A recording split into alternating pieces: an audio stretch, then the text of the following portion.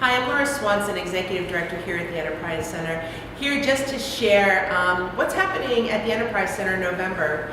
It's a short month in terms of when the holidays start to kick in, but we have got a lot of things going on. We're kicking off our November programs, and I encourage you to go to our website at enterprisectr.org to check out the individual workshops that we have. I know that they'll be really helpful to you.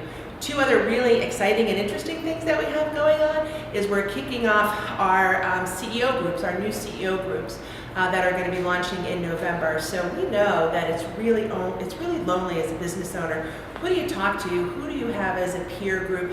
Who do you get solutions from? Who do you vet ideas with?